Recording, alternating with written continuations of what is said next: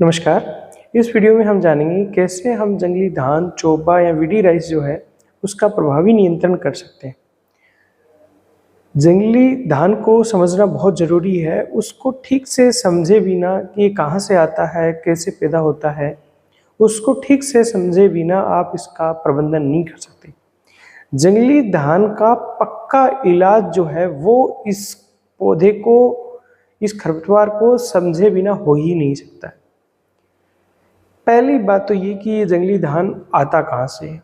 तो हमें ज़्यादातर लोगों को ये लगता है कि जंगली धान, इस साल आपने धान बोया है, उसका बीज यदि खेत में गिर गया है तो अगले साल वो बीज उगेगा, वो जंगली धान है। वो जंगली धान नहीं है। जंगली धान आने की मोटा मोटी कैसे पैदा होता है उसकी मोटा मोटी 3 वजह हैं। सबसे पहली वजह क्या है कि जंगली धान डोमेस्टिकेटेड होने लग जाता है, कि जो आज हमारी धान की जो किस्में हैं वो कभी जंगली धान रहा, और उस जंगली धान को सुधारते सुधारते हम आज के जो स्वरूप में धान है उस फॉर्म में लाए।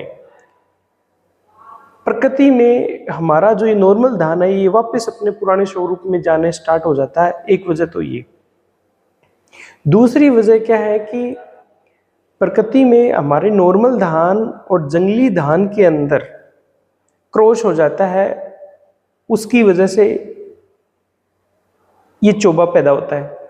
और तीसरी वजह ये है कि हमारे यदि कोई बीज खिलते रहते हैं खेतों में और वो कई साल तक पड़े रहते हैं, और उसकी वजह से उनमें से कुछ बीज ऐसे जिंदा रह जाते हैं कि उनमें वो क्षमता कि वो लंबे समय तक मिट्टी में बने रहते हैं, और उनमें वो गुण है जो चोबा में होते हैं। चोबा में क्या अलग दिखता है आपको, शुरू में हम पहचान नहीं पाते हैं, बाद में सामान्य पौधों से थोड़े ज़्यादा लंबे होते हैं,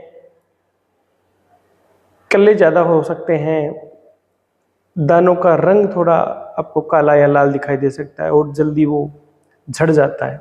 ये सब गुण प्रकृति ने उसको इसलिए दिए हैं कि वो सरवाइव कर सके, तेजी से बढ़ सके, ज़्यादा पोषक तत्व है, ज़्यादा नमी अवशोषित कर सके, तेजी से बढ़ के ज़्यादा बीज पैदा करके, और जल्दी से अपने बीज को खिरा दे खेत के अंदर, ताकि वो आप फसल के साथ काट के बाहर ना ले जाएं और वो आगे के सीजन में उगे।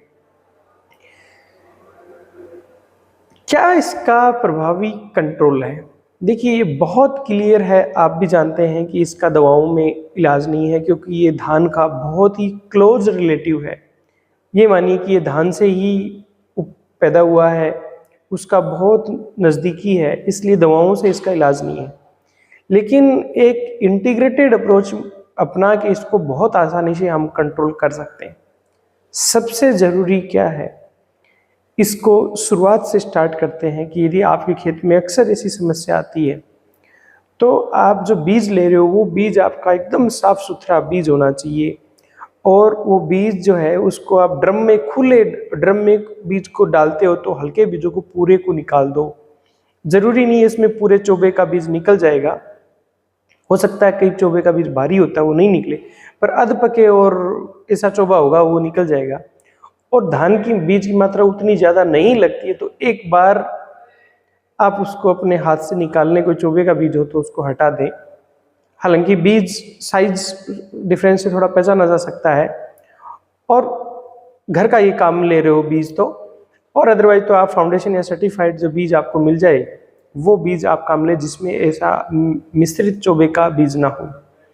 दूसरा, यदि आप घर का ही बीज साल दर साल लेते हो तो जब आप बीज ले रहे हो तो पूरे आपके माल से ना लेके साफ साफ जगह वाला पौधे कटवा के उसका अलग से बीज रखें, नहीं तो आप अपना सर्टिफाइड बीज खरीदें। पानी में भिगोए, हल्का बीज निकालेंगे, हो सकता है कुछ चोबे का बीज भी निकल जाए, हल्के धान का बीज निकल जाए, वो हो जाए।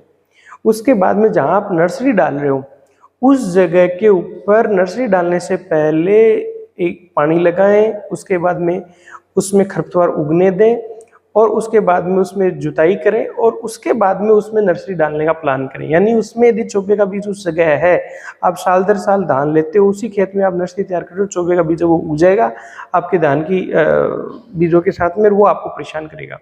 इसलिए आप वो ऐसी जहाँ नर्सरी का चुनाव कर रहे हो, संभवतः तो वो ऐसी जगह हो जहाँ धान पहले आपने लिया नहीं हो, लेकिन फिर भी धान वाली जगह ही आपको नर्सरी करनी पड़ रही है, तो उसमें पानी लगा के एक जुताई करके और फिर लगाएं।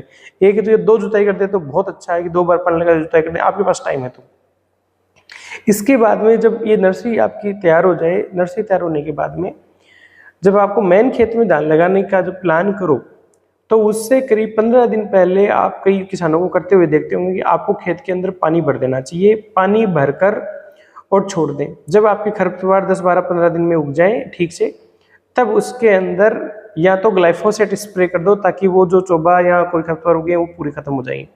और ग्लाइफोसेट नहीं करो तो उसके अंदर सिंपल जुताई कर दो, 2-1 दिन का सूखा देके उसके बाद में वहाँ दोबारा पडलिंग वगैरह करने का आप प्लान करें। ये नहीं कि वो मतलब कहने का मतलब कि वो जो चोबे या जो अन्य खरपतवारों के बीज उगे उसको हम खत्म कर दें।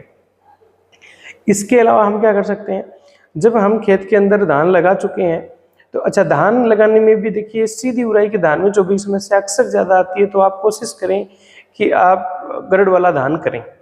गरड़ वाले धान में एक्स्ट्रा फायदा क्या हो जाता है कि जब हम खेत में धान लगाते हैं तब तक हमारा धान 25-30 दिन का हो जाता है, तो और वहाँ चोबा उगेगा अब, तो उस धान से हमारा नॉर्मल धान आगे हो जाता है, तो वो उस चीज़ का कहीं न कहीं थोड़ा फायदा मिलता है कि हमारा धान बड़ा हो जाता है, तो कहीं न कहीं यदि चोबा उगता है तो उसको भी दबा के चलता है, तो उस चीज़ का हमें थोड़ा फायदा मिल जाता है।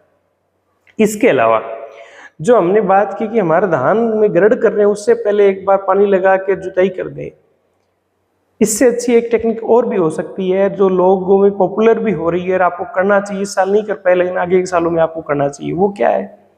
वो ये है कि गर्मियों में जब आपकी रबी वाली फसल कट जाए उसके बाद में खेत में पानी लगा के और उसके अंदर आप ढेंचा की फसल लगा दें। ढेंचा की फसल लगाओगे, ढेंचा में बार बार आप पानी लगाओगे तो जो उसमें धान का जो आपके चोबे का बीज होगा, जंगली धान का बीज होगा, वो आपका पूरा उग जाएगा।